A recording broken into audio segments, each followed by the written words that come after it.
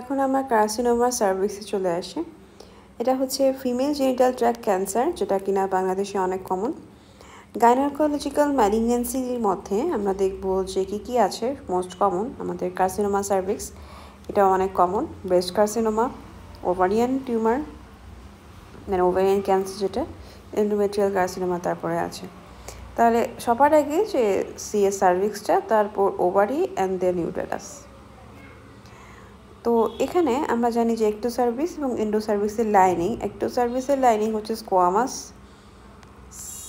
Epithelium, আর endo সার্ভিসের হচ্ছে columnar epithelium. তো এই যে স্কোয়ামাস সেল কার্সিনোমা, সেটা আমরা দেখতে পারবো, আর এডিনো কার্সিনোমা, দুই রকমের কার্সিনোমা থাকবে। তো স্কোয়ামাস সেল কার্সিনোমা এটাই হচ্ছে মোস্ট কমন। তারপর রিস্ক ফ্যাক্টরের মধ্যে দেখব যে early marriage, early sexual intercourse, early age of pregnancy, too many and too frequent childbirth, lower socioeconomic condition, multiple sexual partner, তারপরে হিউম্যান প্যাপিলোমা ভাইরাসের যে এক্সপোজার, সেক্সুয়ালি ট্রান্সমিটেড ডিজিজ, ইমিউনোসাপ্রেসড হলে, এবং হচ্ছে হাজব্যান্ড ওয়াইফ যদি সার্ভাইকাল কার্সিনোমা দিয়ে মারা যায় আগে, তাহলে দেখা যায় যে এইসব ক্ষেত্রে সিএস সার্ভিক্স বেশি হয়, কজ সিএস সার্ভিক্স এই সমস্ত রিস্ক ফ্যাক্টরে হচ্ছে এক্সপোজারগুলো বেশি হয়। তো তারপর দেখবো যে next I varieties of the CS cervix. তো আমরা যদি এক্সোফাইটিক দেখি, সেটা হবে একটো সার্ভিস। আর যদি আলসারেটিভ হয়, সেটা কি হয়, এক্সক্যাভেটস করে দেয় সার্ভিক্সকে। আর ইনফিলট্রেটিভ যেটা, সেটা হচ্ছে এন্ডোসার্ভাইকাল গ্রোথ। এন্ডোসার্ভাইকাল গ্রোথে আমরা ইনফিলট্রেটিভ যেই পাই আর কি। আর এক্সোফাইটিক পাই হচ্ছে একটোসার্ভিক্স থেকে। আচ্ছা, স্কোয়ামাস সেল কার্সিনোমা আমরা কোথায় দেখি, সেটা হচ্ছে area of the squamocolumnar junction থেকে এটা মেনলি অ্যারাইজ করে। এবার দেখব কিভাবে এইটা স্প্রেড করে কার্সিনোমা সার্ভিক্স। এটা ডাইরেক্ট এক্সটেনশন, লিমফ্যাটিক এবং হেমাটোজেনাস, তারপর ডাইরেক্ট ইমপ্ল্যান্টেশন, এই কয়েকটা রুটে স্প্রেড করে। তো ডাইরেক্ট এক্সটেনশনটা বলা সবার আগে বলা খুবই খুবই খুবই ইম্পর্টেন্ট। ফার্স্টে বলতে হবে যে ডাইরেক্টলি অ্যাডজাসেন্ট যে স্ট্রাকচারগুলো আছে তার চারপাশে, সেগুলোতে আগে স্প্রেড করবে। এবং লিমফ্যাটিক দিয়ে আমরা দেখব primary group of lymph node, যেগুলো ইনভলভ মানে আশেপাশের লিম্ফ নোড, এবং একটু দূরের লিম্ফ নোডগুলো সেকেন্ডারি গ্রুপ। তো সেগুলোর মধ্যে কী কী আছে, একদম ইউটেরাসের চারপাশে প্যারামেট্রিয়াল নোডস আছে, ইন্টারনাল আলিয়াক নোড আছে, অবডুরেটর নোড, এক্সটার্নাল আলিয়াক, তাহলে ইলিয়াম, আলিয়াক নোডস তো ইলিয়ামের দিকে, তাই না? তারপরে প্যারামেট্রিয়াল লিটারাসের চারপাশে, তারপর অবডুরেটর, আমরা তো অবডুরেটর ফোরামেন দেখেছি, তাই না? ওখানে ওদিকে অবডুরেটর নোড, এক্সটার্নাল আলিয়াক, তারপর স্যাক্রাম আছে ইলিয়ামের সাথে, পেলভিসের বোনে, আর পেলভিসের বোনের মাঝখানে যেটা থাকে স্যাক্রাম, ওখানে স্যাক্রাম নোড। তাহলে দেখো এই যে পেলভিসের চারপাশের নোডগুলা এবং ইউটেরাসের চারপাশের নোডগুলা, সেগুলো প্রাইমারি গ্রুপ অফ লিম্ফ নোডের মধ্যে ইনভলভ হবে। এবং সেকেন্ডারি গ্রুপের মধ্যে আমরা দেখবো কমন আলিয়াক তো আছে, সাথে ইনগুইনাল আর প্যারায়োটিক, সেকেন্ডারি গ্রুপ। হেমাটোজেনাসে চলে যাই। হেমাটোজেনাসে যদি একটু দেখি, সেটা হচ্ছে ব্লাডবর্ন মেটাসিস হয় হেমাটোজেনাসে। আর ডাইরেক্ট ইমপ্ল্যান্টেশন হয় ক্যান্সার সেলের, যেটা কিনা operation on the world of the vaginal abdominal peritoneal wound. আচ্ছা, এবার আমরা যেটা অনেক অনেক অনেক ইম্পর্টেন্ট আমাদের জানা, সেটা হচ্ছে কার্সিনোমা সার্ভিক্সের স্টেজিং, খুবই খুবই ইম্পর্টেন্ট। আমরা চলে যাই একটা এখান থেকে আমরা সার্ভিক্সের স্টেজিংটা পড়বো, যেটা হচ্ছে তুলনামূলক সহজ করে লেখা আছে। এবং এক্ষেত্রে আমরা কি করব, স্টেজ 4 থেকে পড়া শুরু করব, আর স্টেজ 4 থেকে 3 হয়ে 2 এবং 1 এভাবে যাব, মানে পেছন থেকে পড়বো, তাহলে আমাদের পড়তে সুবিধা হবে। আমরা সরাসরি স্টেজ 4-এ চলে যাই। স্টেজ 4-এ এটা হচ্ছে আমরা দেখব অ্যাডজাসেন্ট অর্গানে স্প্রেড হয়েছে। হ্যাঁ, স্টেজ 4-এ কী হয়, অ্যাডজাসেন্ট মানে আশেপাশের অর্গানগুলোতে স্প্রেড হয়েছে। যদি স্টেজ 4-এর এ হয় তাহলে কাছে পিঠে আছে, আর যদি বি হয় তাহলে ডিস্টেন্স, মানে কোথায় গিয়েছে তার কোনো ইয়াত্তা নেই, মানে অনেক ডিস্টেন্সে চলে গেছে। তো দেখো, আমরা কিন্তু স্টেজ 1, 2, 3, 4 সবগুলাকেই দুটো ভাগে ভাগ করেছি, এ আর বি। শুধুমাত্র মানে 3 বাদে সবগুলাকে দুটো ভাগে ভাগ করেছি, শুধুমাত্র 3, যেহেতু 3 তাহলে 3টা ভাগ থাকবে, 3A, 3B, 3C। ঠিক আছে, তাহলে আসো আমরা 4-এর এ বি পড়েছি, 4 এতে হচ্ছে অ্যাডজেসেন্ট অর্গানে স্প্রেডিং হয়েছে, যেটা হচ্ছে কাছে পিঠে, আর বি হচ্ছে দূরে চলে গেছে। 3 নম্বরে আসি। 3 নম্বরে দেখো স্টেজ 3-তে 3 এতে লোয়ার 1/3 অফ দ্য ভ্যাজাইনা, 3বিতে পেলভিক ওয়ালে গিয়েছে, হাইড্রোনেফ্রোসিস হয়েছে, নন ফাংশনিং কিডনি হয়েছে। তাহলে পেলভিক ওয়াল এবং কিডনি, এটা হচ্ছে 3বি।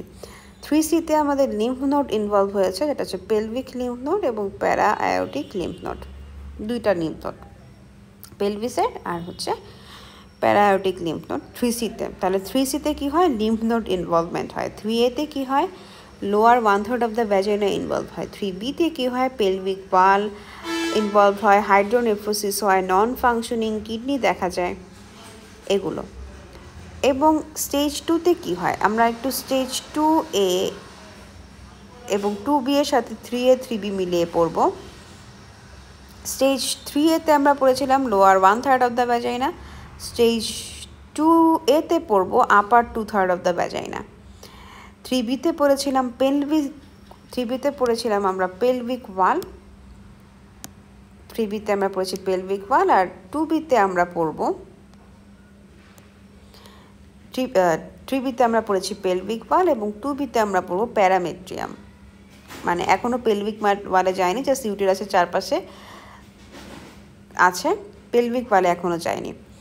তাহলে কি দেখলাম, স্টেজ 2 এর মধ্যে 2A হচ্ছে আপার 2/3 of the vagina, stage 2B হচ্ছে প্যারামেট্রিয়াম, 3A হচ্ছে lower 1/3 of vagina, 3B pelvic wall, hydronephrosis, non functioning kidney. আচ্ছা, এবার দেখো আমরা স্টেজ 2-তেই আসি। স্টেজ 2-তে আমরা কি দেখব, সার্ভিক্স থেকে বের হয়ে গেছে, beyond the uterus, not pelvic wall. মানে পেলভিক ওয়ালে তো গেলে সে তো 3-তে চলে গেল, তাই না? সে হচ্ছে কোথায় যাবে বলো তো, 3বিতে যাবে। পেলভিক ওয়াল যখনই বলবে সাথে সাথে 3বি তোমাদের মাথায় আসতে হবে। আচ্ছা, তো দেখো আমরা A2A যেটা পড়েছি, যে আপার 2/3 অফ দ্য ভ্যাজাইনা, যেটা হচ্ছে A1 আর A2, এই দুটো ভাগে ভাগ করা যায়। যেটা হচ্ছে 4 সেন্টিমিটারের নিচে যদি হয় তাহলে হচ্ছে A1, 4 সেন্টিমিটারের যদি বেশি হয় তাহলে হচ্ছে A2। ঠিক আছে, এবার দেখো স্টেজ 1-এ চলে আসি। এটা হচ্ছে একেবারে সার্ভিক্সে কনফাইন্ড আছে। স্টেজ 1 এবং 2 এর মধ্যে আমাদের কী পার্থক্য, স্টেজ 1-এ পুরোপুরি সার্ভিক্সে কনফাইন্ড আছে, আর স্টেজ 2-তে সার্ভিক্স থেকে বের হয়ে গেছে, beyond the uterus, not pelvic wall. আর এই যে স্টেজ 1-এ এটা হচ্ছে strictly confined to the uterus. আচ্ছা, এবার আমরা 1কে দুটো ভাগে ভাগ করেছি, একটা হচ্ছে 1A আর একটা হচ্ছে 1B। 1A হচ্ছে মাইক্রোস্কোপিক, এটা আসলে এমন চেঞ্জ এটা আমি খালি চোখে দেখতে পারবো না, এটাকে একেবারেই মাইক্রোস্কোপিক পর্যায়ে চেঞ্জ। আর 1B সেটাকে আরও 3টা ভাগে ভাগ করা হয়েছে। আচ্ছা, আমরা 1Aতে দেখি A1 A2 মাইক্রোস্কোপিক যেটা, সেটা হচ্ছে 3 মিলিমিটারের থেকে কম হচ্ছে A1, এবং 3 থেকে 5 মিলিমিটারের স্প্রেড করলে সেটা হচ্ছে A2।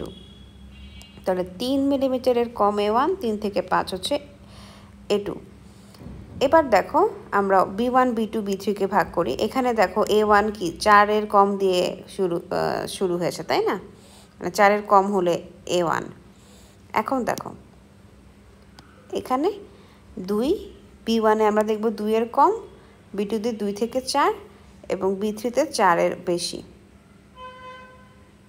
তাহলে 2 থেকে 4 এবং 4-এর বেশি।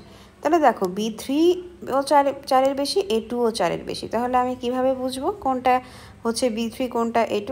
এটা বুঝবো যে এখানে এটা হচ্ছে আমাদের সার্ভিক্সে কনফাইন্ড আছে, আর স্টেজ 2টা সার্ভিক্স থেকে বের হয়ে গেছে। ঠিক আছে, তাহলে এইভাবে স্টেজ 1 এবং স্টেজ 2 আমরা পার্থক্য করব। তাহলে এটা হচ্ছে মোটামুটি স্টেজিং, বেশ ইজি করে এখানে সবগুলো তুলে ধরা হয়েছে।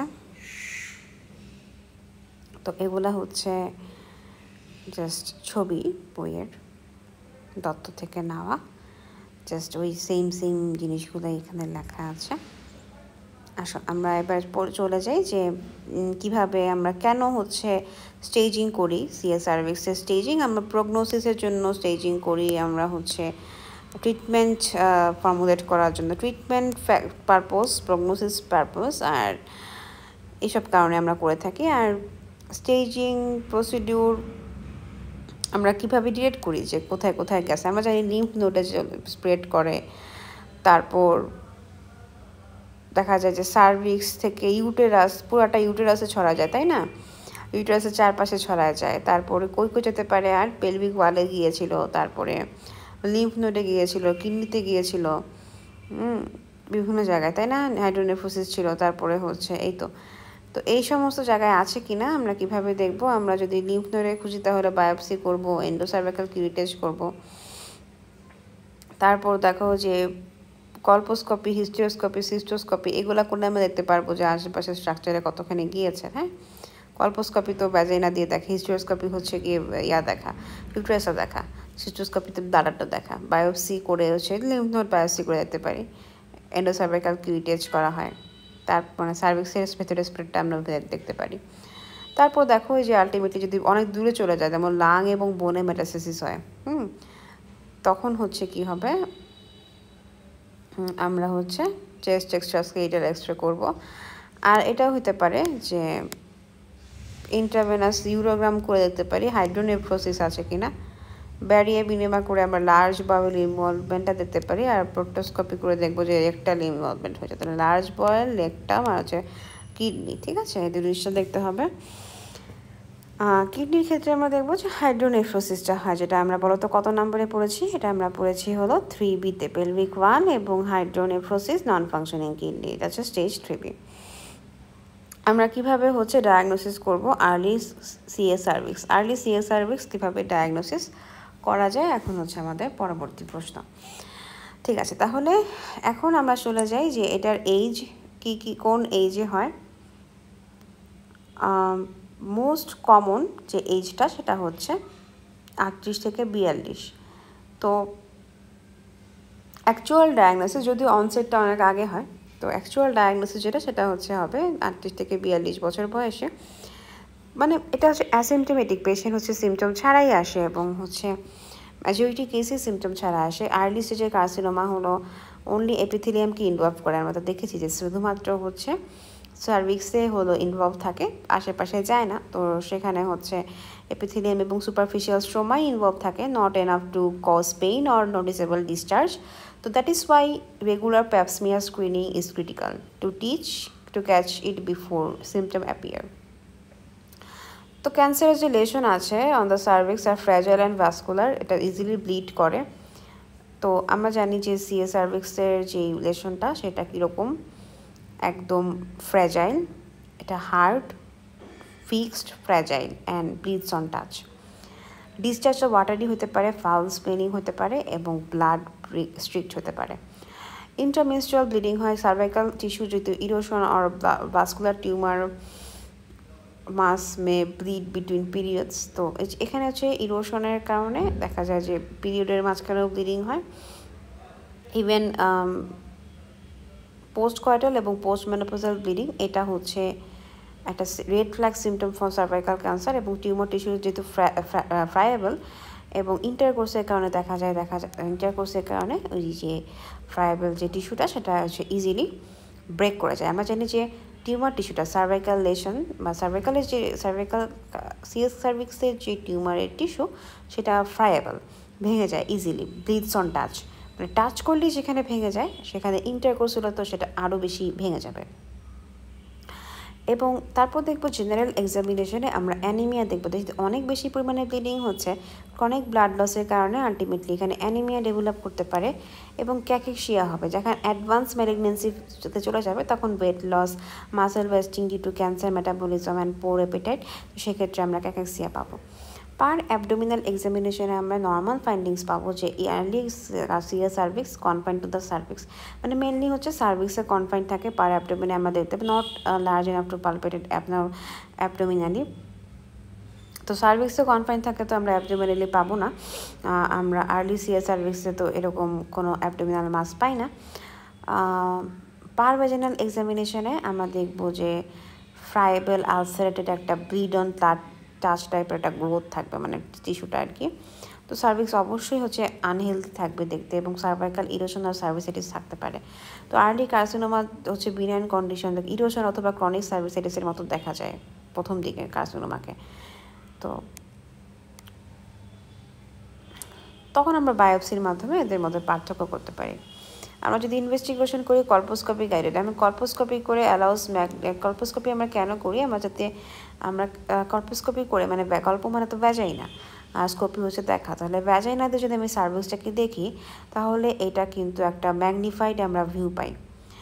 যদি আমরা অ্যাসিডিক অ্যাসিড এবং লুগনস আয়োডিনকে অ্যাপ্লাই করি তো তখন দেখব যে সাসপিশিয়াস যে সমস্ত এরিয়া আছে ওগুলা হচ্ছে বায়োপসির জন্য আমরা হচ্ছে পাঠাই দিই সেন্ট ফর হিস্টোপ্যাথোলজি, এটাভাবে আমরা হচ্ছে ডায়াগনোসিসটা কনফার্ম করব এবং এটা gold standard colposcopy guided biopsy.